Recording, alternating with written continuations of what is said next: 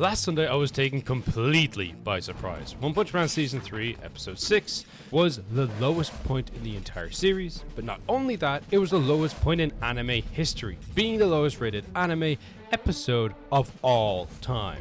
Despair was at all-time highs. Fans were understandably upset by the quality of animation and, at times, art styles. Blame was shooting in all directions, but that blame, this week, has quieted down.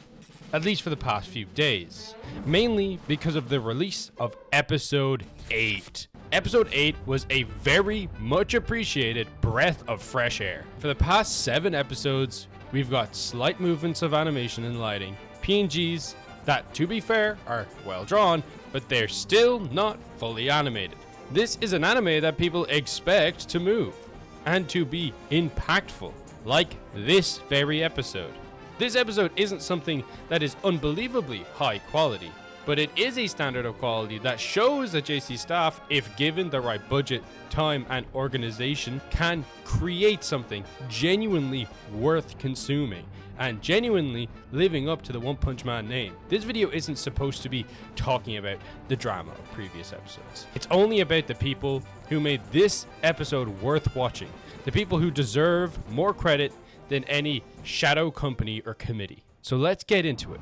The talent. The first big tell, Shinpai Nagai was credited for storyboarding and as part of the anime directing team for this episode. When the series director is involved boarding an episode, it usually means one of two things. One, it's a important episode, and because of that, the production's control is tighter, having been worked on for longer than most other episodes, and with faster decision making being involved with its decisions. Either way, it tends to improve the staging, and we know the staging for this has been really good, mainly in part, as we can see by Shinpai Nagai's 3D to 2D workflow. It's obvious that there was definitely some 3D workflow done in this. At times, some characters do look CG because the line and artwork is so one-to-one with whatever 3D storyboards Shinpai Nagai delivered. And to clear up some of the confusion, this 3D workflow is covered in much detail in this episode here, but to put it in layman's terms, Shinpai Nagai would create the storyboards and scene layouts in this 3D environment. That way, he can animate the fight in 3D so that when the animators come, they have direct references to whatever angle they need to portray. We can simply move the camera around in the 3D environment to make sure the character stays consistent.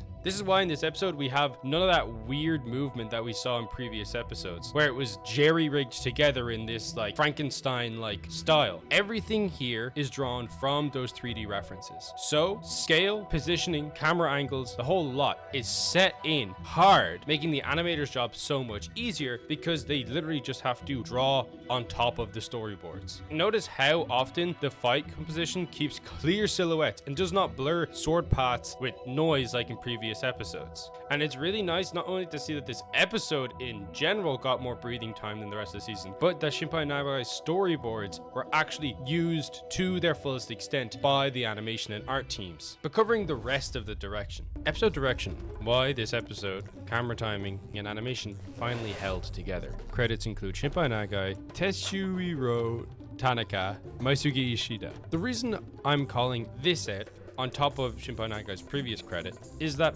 1, he was not the only one responsible for the direction in this episode, and 2, this isn't some vague overall quality label. What exactly does a director do? In TV anime, direction is that layer that decides how the storyboarding becomes the episode, which shots get prioritized, where cuts will hold, where cameras sit, and whether this scene's destruction or geography stays readable when the movement gets faster, something particularly crucial to this particular episode and the next. So when this episode suddenly feels far more coherent than the ones surrounding it, the direction and correction teams are usually part of that explanation.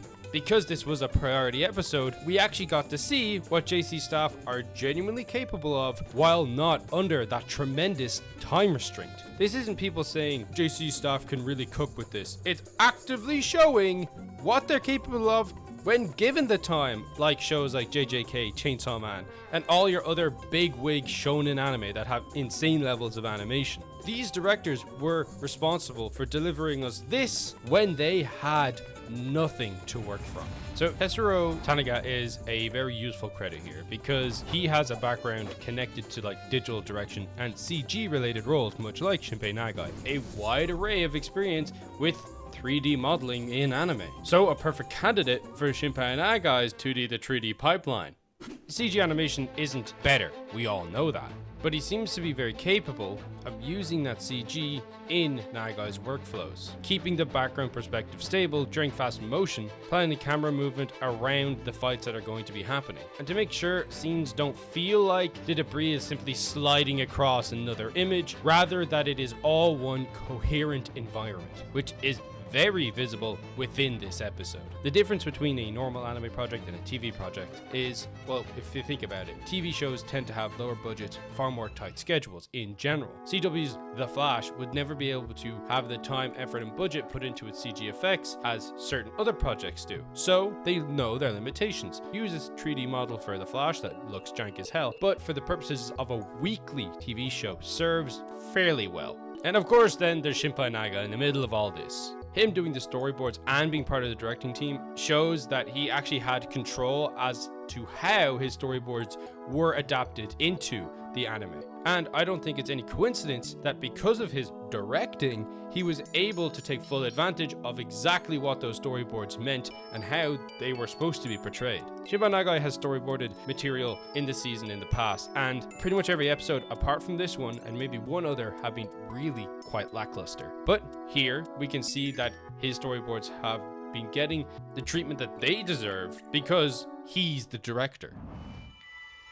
Episode 8 credits Shinya Hasegawa and Kazumaya Ono as chief anime directors. You might be able to tell that, animation director might be a pretty important role in a animation. Chief ADs are essential for the quality control for things like character drawing and design consistency, particularly the things that move the most. They're responsible for stopping episodes from looking like 5 different art styles all at the same time, fighting each other for supremacy, which is something that this season has had some issues with. This is especially prevalent in cuts that are coming from so many different animation studios and animators themselves. JC staff did a lot of outsourcing during the production of this anime, so they really had a lot on their plate. And if the animation directors aren't doing their job effectively, whether that's because of insanely tight schedules or down to simply user error, you get off-model faces, proportions, animation that is not anatomically correct, or an anime that feels at times you're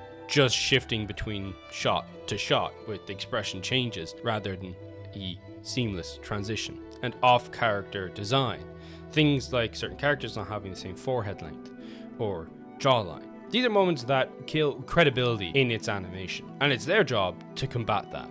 The correction pass. The difference you feel in episode 8 isn't just every drawing is suddenly perfect or better or in some way different. It's for many reasons, but one of them is that it spends less time visually breaking. The main cast simply stays more stable from cut to cut, and that stability makes everything else feel better because you're not distracted by the inconsistent model slips or the other wide array of issues. When a production is delegating work across a lot of hands, a strong chief of AD is the thing that keeps the results watchable, even when time is short. And then we cut to the animation directors. These are the people who actually make the action hold up. Sure, we have the chief animation directors that have an oversight on what these guys do. But these guys, these people are the people with the fingers that do all the magic. We got Kani Komatsu, Kechihiro Aoki, and Shota Minami, alongside multiple partners and overseas names, a lot of which are from China. Anime directors are the people who correct the cuts. They fix drawings, redraw key poses, repair anatomy, and generally make sure the animation doesn't collapse under the deadline and the pressure, which we've seen has happened multiple times in this season. If a season has a weak AD coverage, you see it instantly in action episodes. Mushy poses, spacing floaty, minimal movement, and everything starts looking like sliding instead of striding. Sorry, I don't know why I'm getting fruity with this. Let me just cut it back a bit. These guys, much like the other animation directors, are responsible for making it feel solid and consistent. But it's their hands that actively do the work. Aoki is a standout name here on the channel and also here as an animator. He's JC's staff's front line, and he is strongly associated with most of the better looking cuts and stretches within this season of anime. He's responsible for the entire World Ripper sequence. That thing was mwah, chef's kiss that this season needs. Aoki seems to thrive under pressure. I'm sure he'd do better without this pressure, but he's one of a few animators that I've seen that is realistically able to get an insanely high quality animation within this tight, awful schedule. Aoki really needs more credit when it comes to this anime. Now, keep in mind, this doesn't mean Aoki single-handedly animated the episode, and that's not how AD works in general. Most of the time, the point is that AD shape the final product, and if you give a strong action connection, the episode can jump a full tier in perceived quality just from the connections. And in this episode, we noticed that the clear silhouettes and more readable motion. The limbs on the characters are far less static, and they actively move in, correct ways. I could find very little information on these two in general, so please leave any information you have down below. I know I have a load of armchair detectives in these videos, but I'd really love to learn a lot more about these two individuals. If that's something you can offer, please comment down below. In conclusion, this episode was made by the people maintaining the structure of the episode. The directors genuinely, I think, made such a big difference in this episode.